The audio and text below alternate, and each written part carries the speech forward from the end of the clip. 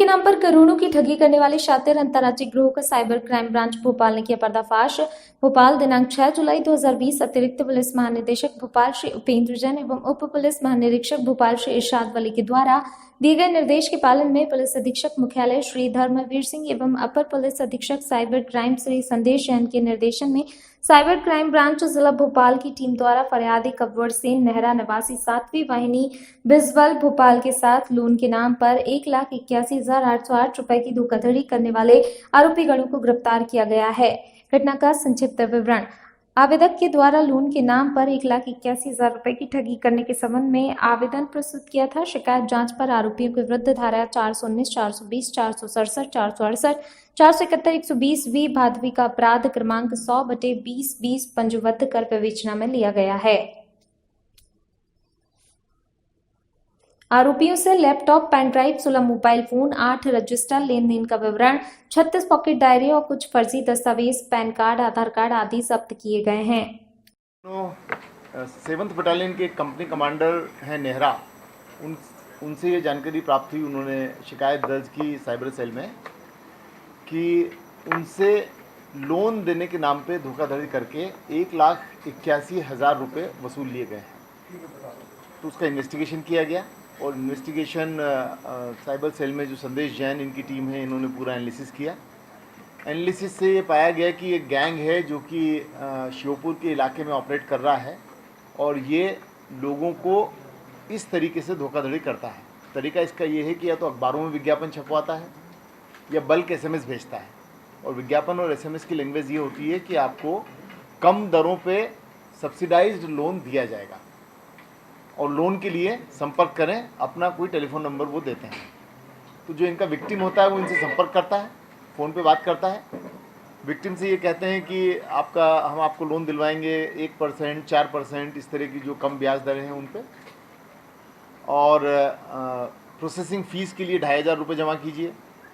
तो पहले processing fees के नाम पे 2,500 रुपये जमा करवा लेते थे।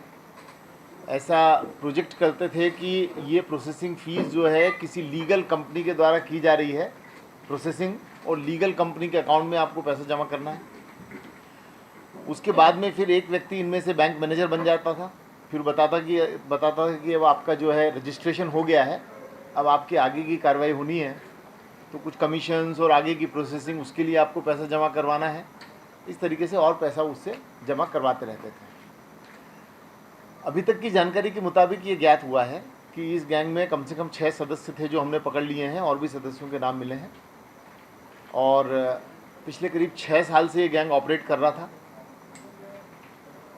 6 महीने का इनका जो रिकॉर्ड मिला है, वो 6 महीने के रिकॉर्ड में 661 ऐसे लोगों के नाम, टेलीफोन नंबर और अमाउंट लिखे हुए मिले हैं इनके पास में, जिनको पिछले 6 महीने में इन्होंने ड्यूप किया है। तो आप इमेजिन कर सकते हैं कि पिछले 6 महीने में इनके खुद के रिकॉर्ड के मुताबिक 661 लोगों से ये धोखाधड़ी कर चुके हैं।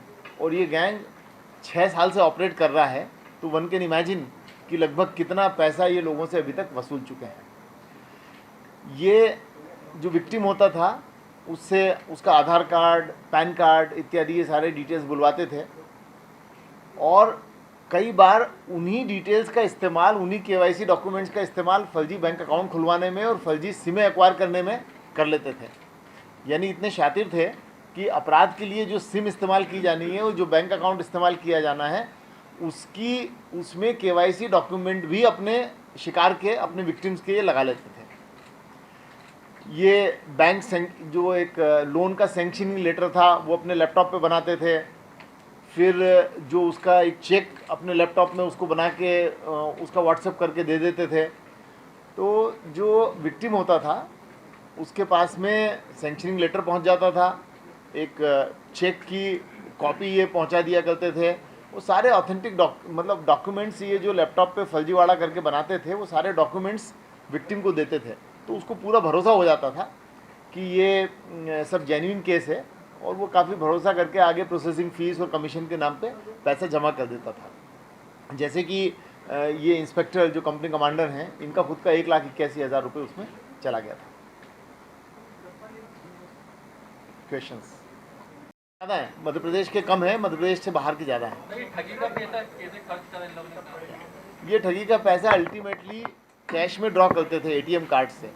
इंटरेस्टिंगली कई बार ये अपने विक्टिम को कहते थे कि भाई आपको हम लोन दे रहे हैं, अनसिक्योर्ड लोन है, अब आप अपना एटीएम कार्ड और बैंक की पासबुक हमारे पास गिरवी रख दीजिए इस लोन के एवज में।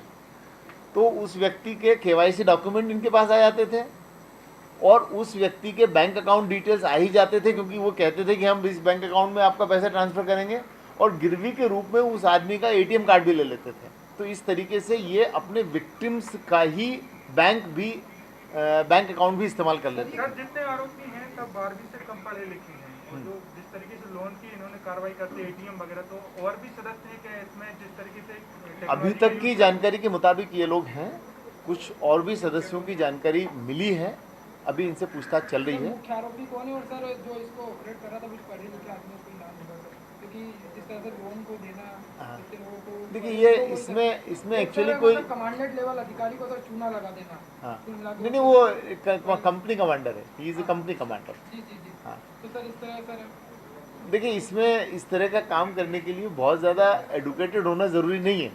कुल मिला के आपको जेन्युइन दिखना चाहिए, आपको एक्सपीरियंस होना चाहिए, और एक बार मॉडस ऑपरेंडी सेट हो जाती है तो उस मॉडस ऑपरेंडी से ये लोग करते रहते हैं। ट्रेनिंग अच्छी करते थे अपने लोग।